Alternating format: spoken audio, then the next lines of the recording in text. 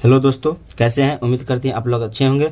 हम आपके लिए निर्देशांक ज्यामिति का प्रश्नावली 7.3 लेकर आए हैं। इसमें भी सारे क्वेश्चन करेंगे। क्वेश्चन नंबर 1 से शुरू करते हैं।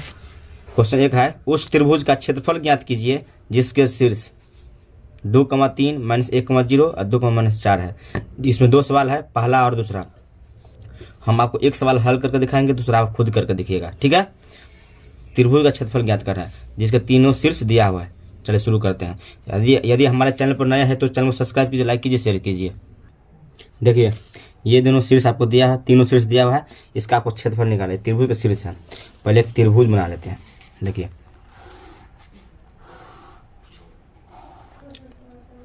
इसका नाम देते हैं ए, बी और सी। ए बिंदु हो गया पहला वाला 2,3, बी हो गया दूसरा वाला -1,0, सी हो गया तीसरा वाला 2,-4। ये त्रिभुज तीनों शीर्ष दिया हुआ है। इसका क्षेत्रफल आपको निकालना है।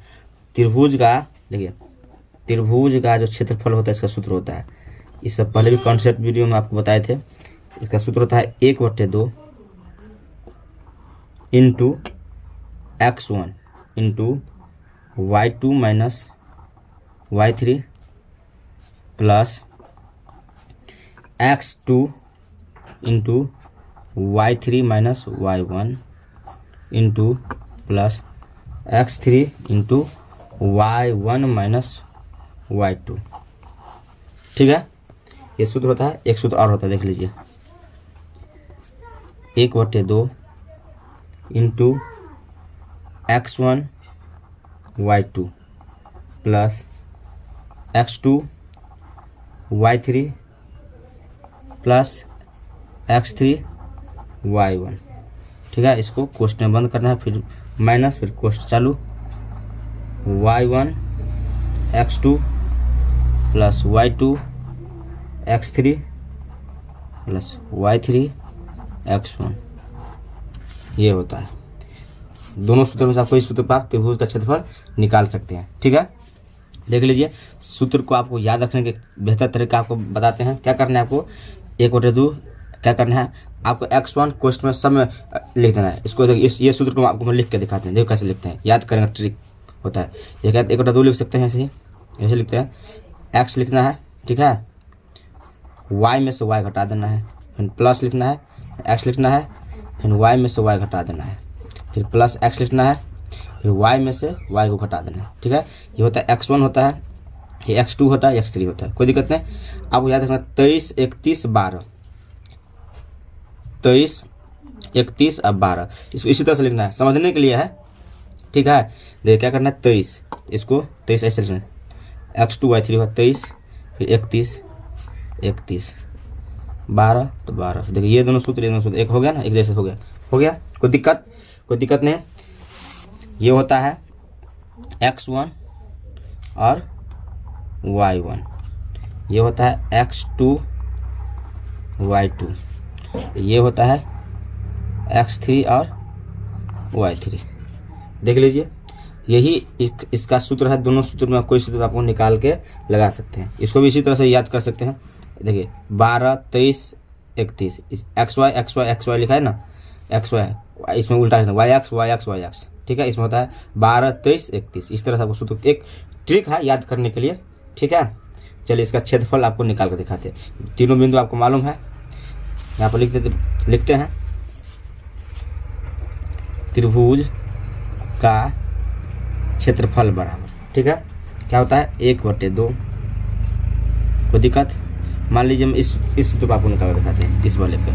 ठीक है, x1 y1 x2 y2 x3 y3। ठीक है, इसी सूत्र को आपको निकालते हैं। ठीक है, देखिए x1 का मान कितना है 2। ठीक है, 2 लिख दिए। कोष्ठ में जो लिखा है उस देखिए, सूत्र सबसे ज़्यादा इंपॉर्टेंट होता है।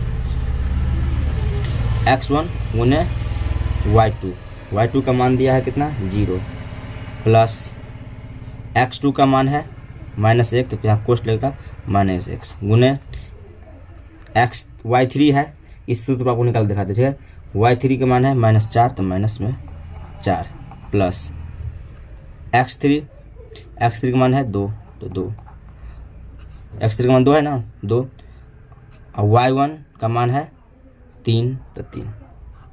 ठीक है, इसको इस कोष्ट में लिख दिए माइनस, यहाँ कोष्ट चालू, ये नहीं है इसका, ध्यान रखिएगा।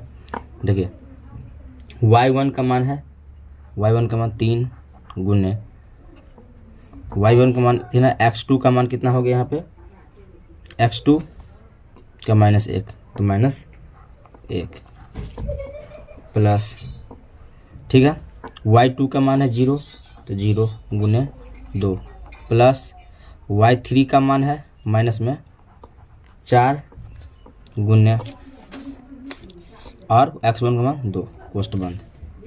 देखिए 2 को जब 0 से गुना करेंगे तो 0 हो जाएगा, -1 को -4 से गुना प्लस में 4, 2 तिया 6, इस कोष्ट के अंदर यहाँ माइनस है। 3 को जब गुना से करेंगे तो माइनस में 3 प्लस 0 को 2, 0 हो जाएगा, प्लस 4 दूनी 8, प्लस सॉरी यहाँ माइनस, ये -8 है, 1 बटे 2, कोई दिक्कत नहीं।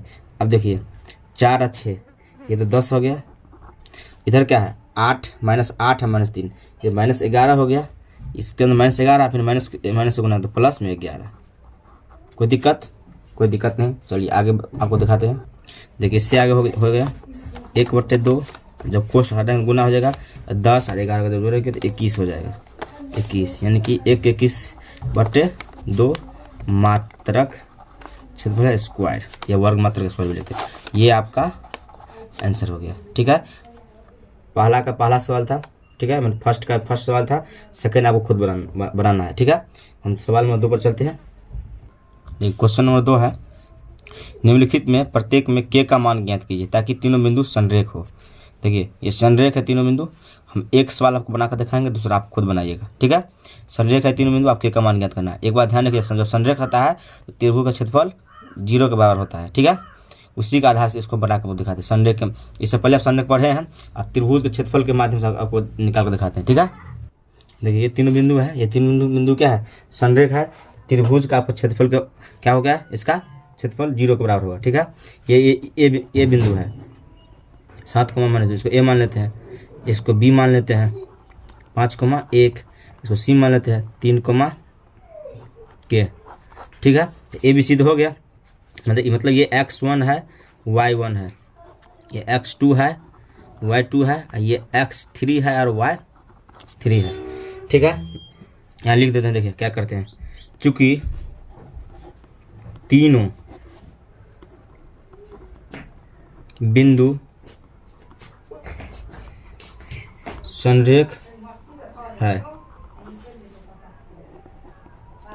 अतः त्रिभुज का क्षेत्रफल क्या होगा, 0 होगा, 0 होगा, 0 होगा।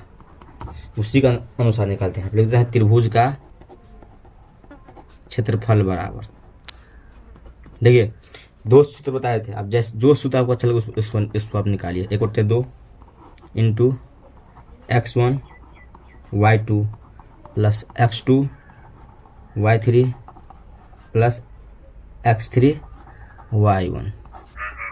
ठीक है, y1 x2 y3 x3 plus y3 x1। ठीक है, ये सूत्र होता है। आपको क्या करना है, त्रिभुज क्षेत्र क्या होगा, यहाँ पे 0 होगा, बराबर 1 बटे 2 इंटू सबका मान आपके आगे में लिखा है, इसके अनुसार आपको लिखना है। x1 का मान क्या होगा, x2 का मान क्या होगा, उसके अनुसार आपको लिखना है। ठीक है, देखिए यहाँ मध्यम कोष्ठ दे देते हैं, क्योंकि कहीं प्लस माइनस होगा तो छोटी कोष्ठ में छोटी कोष्ठ नहीं लिख सकते हैं। x1 का मान जो है लिखते हैं 7 गुने y2 का मान 1 प्लस x2 का मान 5, y3 का मान k प्लस x3 का मान 3 और y1 का मान -2। ठीक, यहाँ भी मध्यम कोष्ठ दे देते हैं। ठीक है, y1 का मान -2 गुने x2 का मान 5 प्लस y3 का मान 1, x3 का मान 3 प्लस y3 का मान k गुने x1 का मान 7। इसको ऐसी तरह से लिखेंगे। अब वो एक सूत्र और है, वो सूत्र भी लगा सकते हैं, या आपको ये सूत्र थोड़ा भारी लगे तो ठीक है।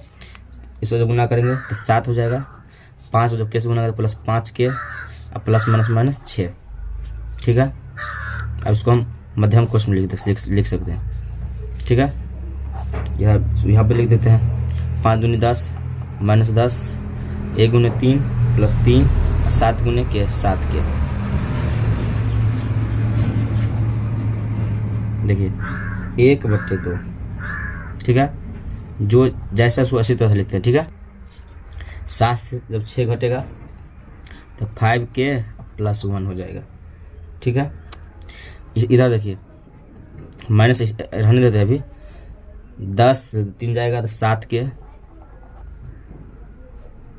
10 से 3 जाएगा 7 के हो जाएगा ना, सॉरी 7 के होगा, 10 में 3 जाएगा तो यहाँ हो जाएगा माइनस में 7।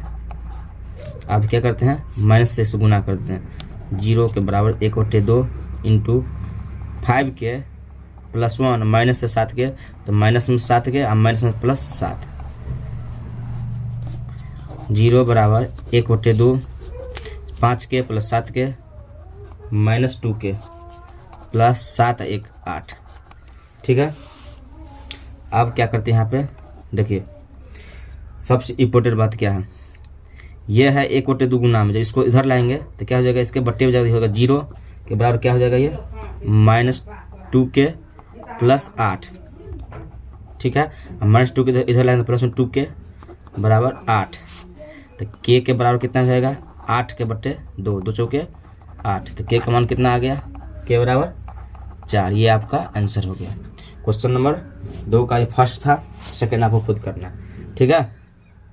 देखिए इस वीडियो में आपको हम क्वेश्चन नंबर 1 और 2 करके दिखाए हैं, थोड़ा कॉन्सेप्ट भी आपको समझा दिए हैं। ये मेरा पार्ट 1 वीडियो था, पार्ट 2 वीडियो इससे आगे बताएंगे, question number 3, question number 4, question number 5 बताएंगे, क्योंकि मेरे गांव में थोड़ा नेट का सुविधा उतना नहीं है, इसलिए मुझे वीडियो बना के अपलोड करने में थोड़ा दिक्कत होता है, कुछ प्रॉब्लम आ जाता है, इसीलिए हम आपको लॉन्ग ज़्यादा वीडियो नहीं बना सकते हैं, इसके लिए सॉरी। आप हमारे वीडियो को देखिए, मैं पार्ट 2 वीडियो लेकर आएंगे, उसमें 3, 4, 5 करके दिखाएंगे, ठीक है। वीडियो आपको अच्छा लगे तो लाइक कीजिए, सब्सक्राइब कीजिए, शेयर कीजिए। Thanks for watching. जय हिंद, वंदे मातरम।